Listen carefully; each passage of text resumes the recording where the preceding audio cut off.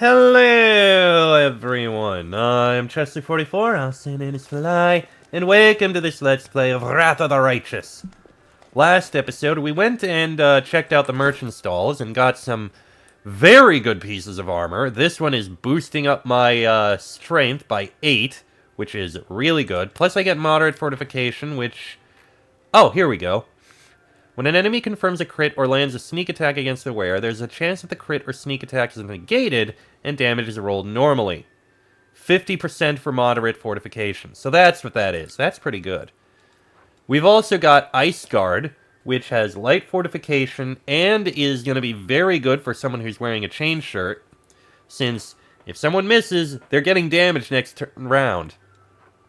And Heavy Armor, which is basically heavy fortification, also really good. And the DR10, and let's see. When hit, they get DR10, and damage received by the wearer is reduced by 25%. So that's also going to be really good. Anyway, Rovus, the Conjurer's Sanctuary. I must. The Conjurer's Sanctuary is close. I will take you there. Seems like this is all we have. We don't even have any healers. This is worrying. It seems that quite a few people are missing from your entourage. I assume that in the chaos of the festival, some of them missed the message about the meeting point, Commander. Alas, there's no time to wait for the others. We must attack now. Where do you think the others are? The spells of a group of unidentified mages on one hand, and the disappearance of members of the commander's retinue on the other. I doubt the two are unrelated. Maybe they got lost. It's easy to get lost in these stone cities. Really, really easy. I haven't seen any of them since we entered the square. The city is very noisy and crowded today. Have you seen how much attention we've been showered with today? I could barely get away from my customers. I didn't want to deprive them of my company. According to some rough calculations, right now your assistants may be in one of 114 places in the city, or one of more than 10,000 other locations throughout Avestan. If you want, I can list them all. That's not necessary, Nenio. The Eagle Watch will handle the search once we're done with this lair. Why the hurry? Whoever these mages are, they're up to no good. The longer we wait, the more time we give them, and we're right under their noses. They could notice us at any moment. My companions don't usually disappear on me. There are thousands of people in the city. Anything could have happened, good or bad. Well, let's go then. Yes. Onward. First things first, everyone mount up, which means you and you. Commander. This is gonna be a little tricky because I don't have the usual crew. The house looks quite ordinary and no different from the neighboring buildings.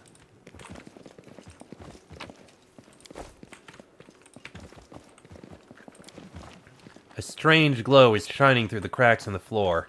Something is happening in the basement.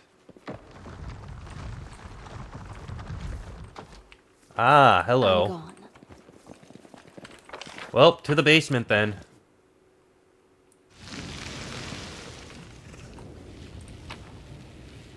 Ooh, what do we got here? Potion of Humanity. +1 inherent bonus to all ability scores. Ooh. And a Wand of Bless.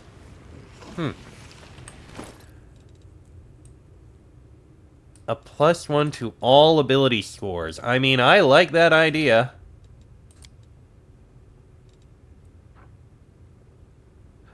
Oh, but I already have an inherent from a load of things. Because of all those tomes. It only gives a +1 to strength. Hold on a moment. That was a waste. Alright, you know what? I can actually cast Bless, so you know what? Bless will last for a while. That'll help out. Priest of the Third Step. A group of people all dressed in the same strange clothing turn to you, distracted from their magical ritual. Their faces are hidden by bizarre masks. Demons and their minions don't put this much effort into their costumes and ritual sites. This is something new. Ah, Commander. I admit we weren't expecting you here, but your arrival is most fortuitous. She's the one who sold me the cat. That's Morale. Her. The cat who has been following you since the start of the festival comes forward. A polymorph spell. I should have known. Ugh, I hate having fur in my mouth. He coughs and spits out a repulsive furball. You have been brought to us by the will of our god. The festival is over for you. We will take you to our lord. From now on, your life belongs to him alone. Who are you, and what's going on here? We are humble servants of the greatest of gods, the only one worthy of worship. Gah, I've been in cat form for too long. Our agents have infiltrated Canobris. The gates, the square, the temple. We are everywhere. Our lord has something for you. Let's call it a business proposal. An offer you will not be able to refuse. That is all I will tell you. And who exactly do you serve? The living god. The wisest and strongest of all. Master of the 31 steps. We are here by the will of Razmir, and we won't leave until that will is fulfilled. Wow. Hey, Chief. Razmir's that little god who rules over a whole kingdom. Why do you think he has it in for you? Jealous of your fame, maybe? Commander, Razmir was not invited to Canabris, nor were any Razmiran diplomats. These spies are here unlawfully. Okay then. Do you have my companions? None of the cultists answer you. They may be smirking under their masks, or they may truly know nothing about your companions. If your master wants to talk to me, I'm willing to meet with him. The Lord Razmir ordered us to seize you, not to bring you in for a friendly chat. We will carry out his command. No time for debate. Well, okay then. Kill the priest. Retreat is not an option. Oh, wow.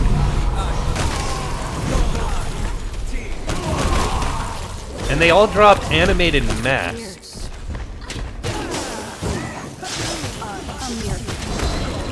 Cultists of Razmir. Now there's a group I never expected to see in Canabris. I've heard an entire nation worships him. They think he's a god in the flesh. Oof, creepy guy. Razmir. Razmir. The name rings a bell. As if I used to know it, but forgot. Well, if I forgot, it can't have been important. Of course. It seems they have not harmed anyone yet. I hope we have made it in time. This is not the cult's main force. There must be others in Canabris. Cultists again, and such boring ones. Couldn't they come up with something more interesting to build a cult around? Like a cult of carousels. Oh, or maybe kites. That would be interesting. If Razmir and cultists are really looking for you, Commander, then things are bad. I don't know what they want from you, but Razmir is a cruel tyrant with the resources of an entire country at his command. Whatever he's up to, it's nothing good. Who is Razmir? A living god. At least that's what all of Razmiran thinks. In my opinion, he's just another arrogant tyrant whose only real achievement was managing to gain control of a weak nation in the River Kingdoms. He's ambitious, greedy, and powerful, but otherwise an ordinary man. Why were Razmir's agents looking for me? I agree that they see you as a threat, but it is still not clear why. They weren't looking for a cozy chat, that's for sure. Maybe Razmir means to kill you, but I can't imagine why he'd want to. Why do you call them cultists? Razmir proclaimed himself a god. His people revere him, worship him, offer prayers to him, just like cultists. From what I understand, their cult does not engage in bloody rituals, the summoning of dark entities from other planes, or other such vileness. But at the end of the day, they're still followers of some power-hungry usurper masquerading as a god. And what kind of ritual do you think they were performing? Their magic was probably the source of your impersonator's powers up on that stage. I wouldn't be surprised if there are other agents in the city posing as you. Razmiran doesn't have diplomatic relations with Mendev, does it? Its agents' clandestine activities on a peaceful holiday like today could stir up conflict between the two nations. Personally, I'd be surprised if this incident led to any real conflict. Mendev's already got its hands full fighting the Abyss. And besides, the cultists were cautious, and presumably hoped to remain unnoticed. Still, the fact that they were tracking you specifically is disturbing. Do you think the cultists are involved in my companion's disappearance? It's possible, but no more possible than your comrade simply getting lost in the crowd. I'll try to get to the bottom of this as soon as possible. What's next, then? I'll raise the alarm among my people. There must be other cultists in the city. We will find them. Commander, you can still enjoy the festival while we're busy searching. But stay on your guard and be ready for anything. Will do. Let's see if any of them had anything worth it to take. Regular chainmail, not worth it.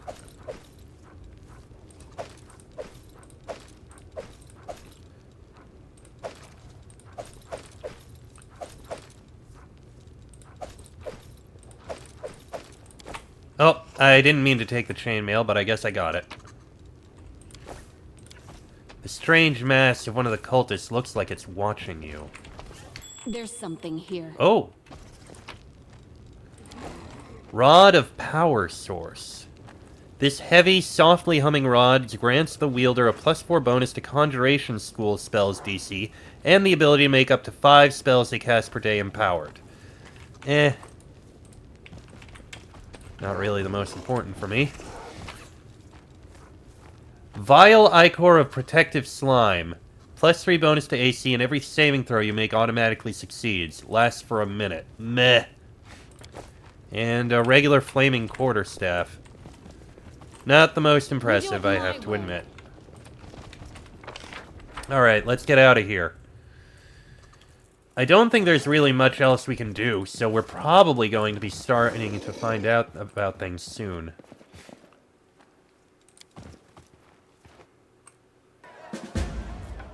Watch the closing ceremony take place on stage.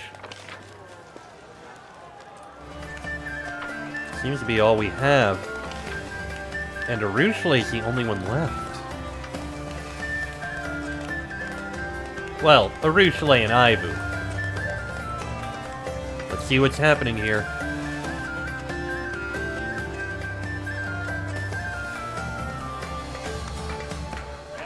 And now, the main event of the day. Please welcome the Knight Commander. I'd like to invite all the Knight Commanders to come nearer the stage for the judging of the best Knight Commander impersonator. Please step forward. Hurry up! It won't take long.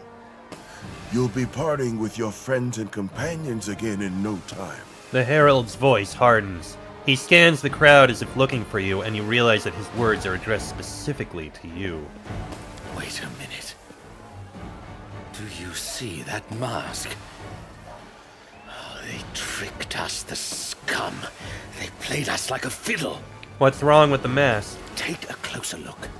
That carnival mask is a perfect match for the ones worn by Razmir's cultists. The face of the Herald himself. Here we were looking for spies who'd managed to sneak into the festival, and they were the ones organizing it all along. That sounds rather ominous. I'll say. He's challenging you, Commander. In full view of everyone. But so that no one but you realizes what's going on. He's talking about your companions. He's just announced, right on stage, that he's the one who kidnapped them. He has your entire party hostage. How did you manage to miss something like that? I made a mistake. We took all possible measures to ensure that no demons or demon worshippers could sneak into the festival. We didn't consider ordinary spies. This seems like a trap. Of course. But it's too early to give up. So the Razmiri cultists took us by surprise. Too bad. I still have some contingency plans up my sleeve. Alright, I'm going. Let's see what they have in store for me. Go ahead, Commander. I've got your back.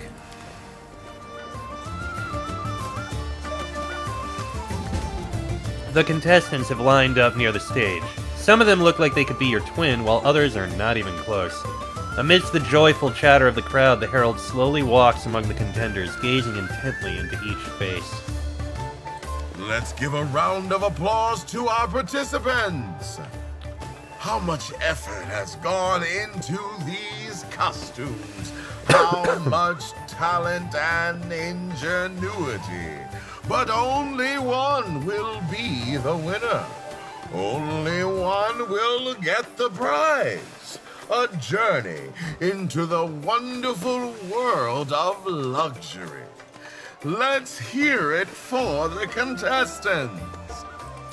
The herald stops in front of you, and his eyes smile through the slits in his mask. This is our winner. Come up to the stage, Commander. Very well, then. First prize, Commander. Oh, wow.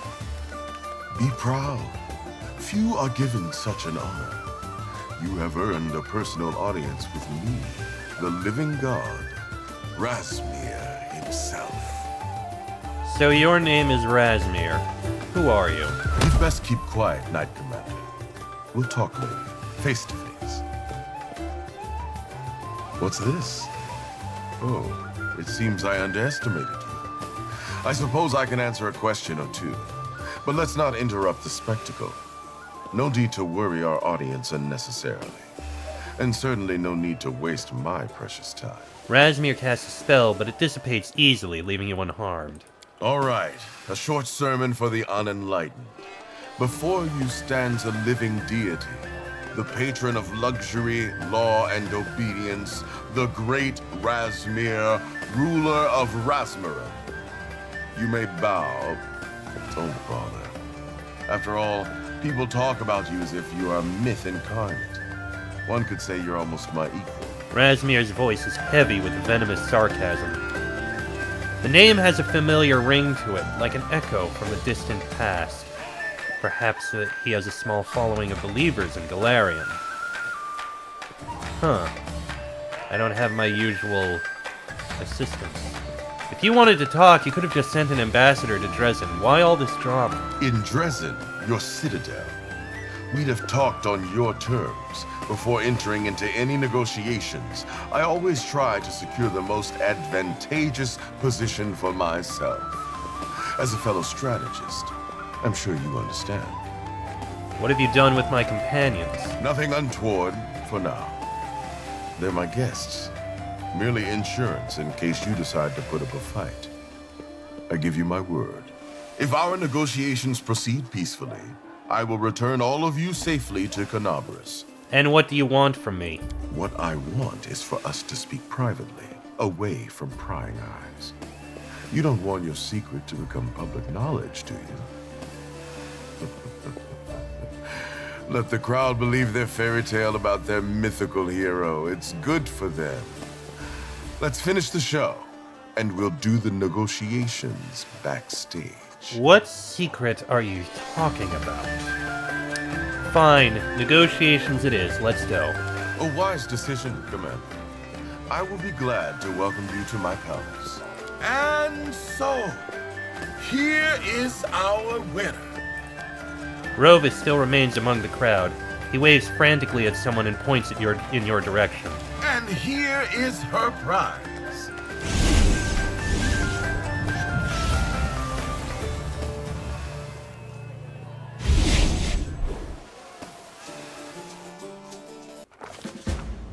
Fate is a convenient concept for explaining the unexplainable. Why does an individual always find themselves in difficult circumstances? What makes someone lucky or unlucky? The answer is simple. Fate. Even now, in this age of lost omens, people still resort to such explanations. The commander attracts adventure wherever she goes, a tendency that should be studied and not hastily dismissed with a pseudo-explanation of fate. The portal opens in an unfamiliar dungeon, dank and bleak, a stark contrast to the pleasant square in Canabras. The commander thought she saw Rovis dash through the portal after her before it closed. However, the new head of the Eagle Watch is nowhere to be seen. Welcome to Razmaran. Please, don't move. We must finish the spell. The approving whispers of the speaker's cultist minions echo behind him. The commander is sitting on a chair in the center of a dark chamber. She decides to quickly look around. Razmir's face is concealed by an impassive white mask, as are the faces of his minions crowding behind him. I have many questions for you, self-styled commander, and you will have plenty of time to ask them.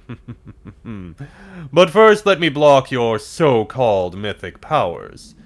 We wouldn't want to make a scene now, would we? Razmir gives the signal, and his minions begin moving their hands in magical gestures. The time for action has come, and the commander decides to unleash the full force of her mythic powers upon Razmir. The commander feels the familiar tension building up inside her, but the tension does not find its expected release. Only a small portion of power hits Razmir in the chest, but it is enough to hurl him against the wall. Increase the pressure, orders Razmir as he staggers out through the doorway. His cultists close ranks. Their concerted magic is somehow holding the commander's powers at bay inside her body. The commander must escape before the unknown magic binds her permanently. She has no choice but to... we don't really... I guess we may as well try. Deftly slip past the cultists to the door. Breaking through the line of cultists is not as easy as it might seem. Clawing hands grab at the commander, subduing her and hurling her to the floor.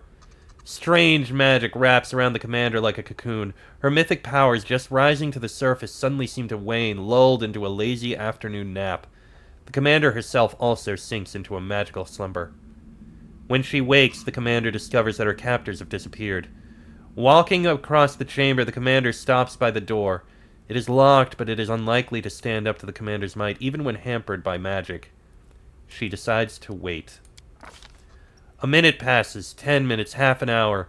Time stretches into an endless stream without beginning or end, lazy and unbearably boring. The commander takes the only sensible course of action and decides to break down the door and get out. A single blow is enough to break down the door. It seems Razmir expected to hold ordinary prisoners here, but so far he has not had to deal with a real opponent.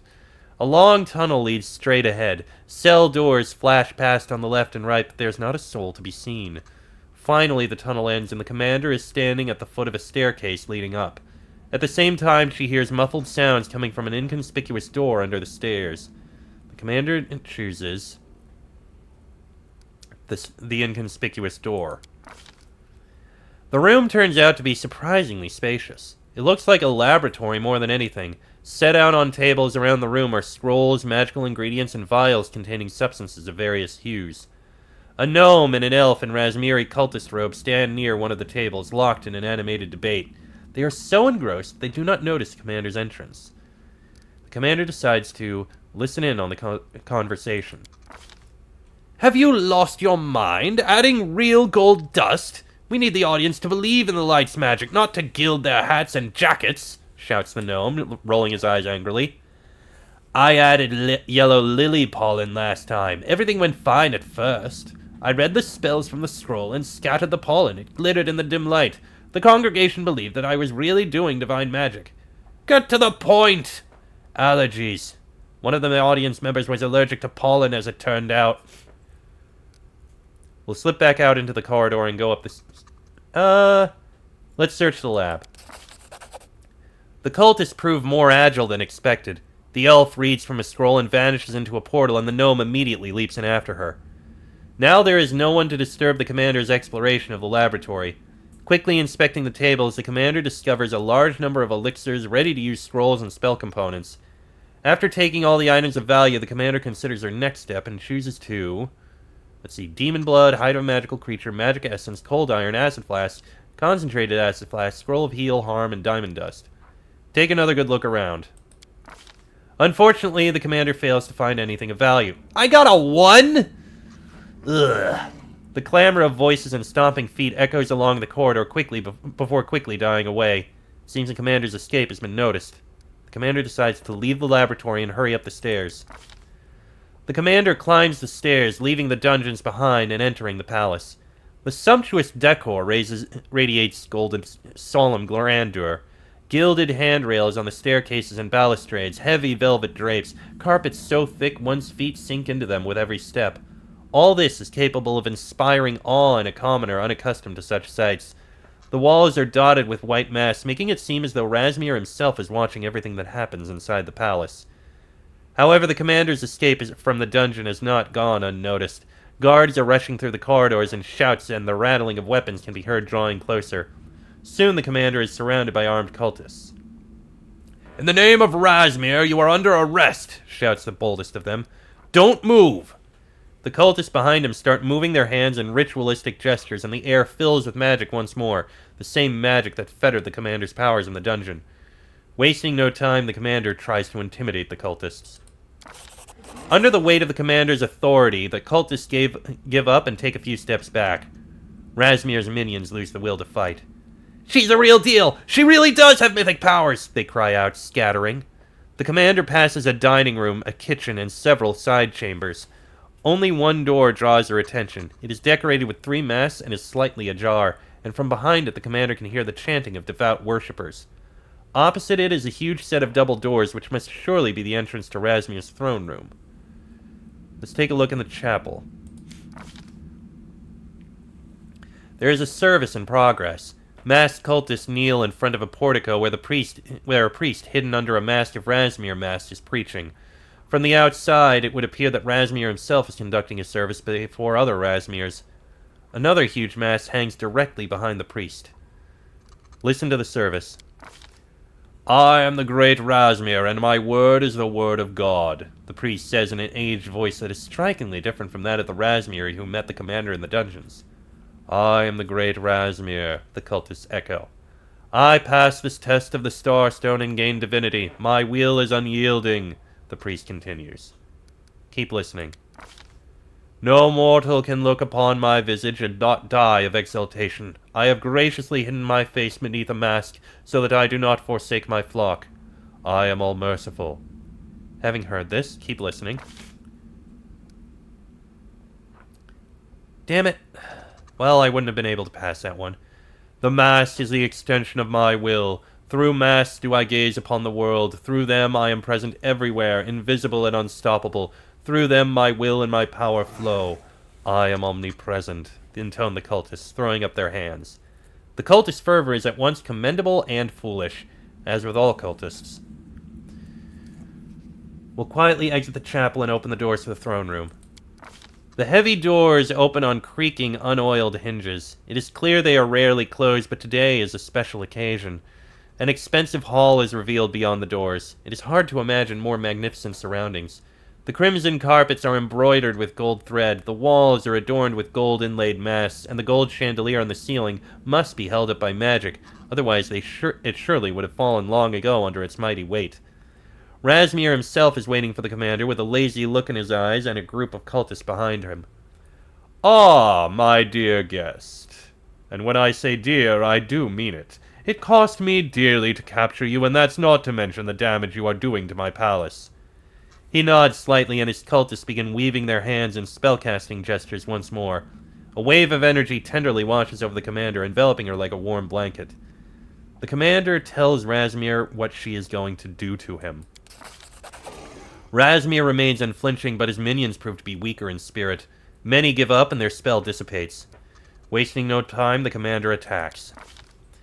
There are some battles that cannot be avoided, in which retreat, while technically possible, is unthinkable. Some might call such battles momentous, others might call them righteous. Today, the commander has met an opponent who must be defeated one way or another. After getting her bearings, the commander launches a direct attack on the enemy without holding back or retreating. One after another, the cultists fall, struck down by the commander. Razmir takes a step back, finally realizing that defeating this opponent is beyond his capabilities. Suddenly, the commander's companions burst into the hall. Though they were captured in Canabras and brought to Razmir's palace, they have managed to escape captivity. Now they have come to the rescue. Rovus, who entered the portal after the commander but found himself in another chamber, fights alongside them. The enemy's losses are heavy, but the commander is beginning to tire as well. Razmir is the first to break. "Keep fighting! Buy me time, you worthless creatures!" He hides behind the doors, and without them, the defenses cannot stand for long. Soon all the cultists have been defeated or have turned and fled. The commander feels a light touch on her shoulder. Glancing around, she sees Rovus. Rovis leads the commander into a side room and locks the door tight. Now would be a good time to rest and recuperate. Who will I take? How about you? You, and you. We need a good team. And we're getting a rest in, so that'll be good.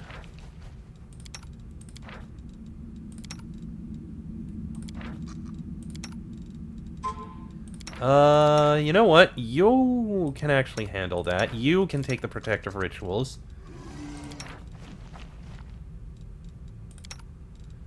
And you can help with the alchemy. Demon Slayer soup would probably work fine. I don't get you, mongrels. Why sit underground waiting and waiting when you can just go outside and get it over with? The world just isn't ready for our kind of beauty yet. I'm the first emissary of the people who are gonna make the Azumars look positively homely. Ha! Okay, well done. And with that, I am gonna have to end this episode here, because it's gone on long enough. Next episode, we'll talk to everyone and see what we can do about just what's going on here in Razmaran. That'll be in the next episode. So until then, I'm Chester44. I'll send in his fly. That is me, Regil, Voljif, Darin, Lan, and Nenio. This has been a Let's Play of Wrath of the Righteous, and I shall see you all next time.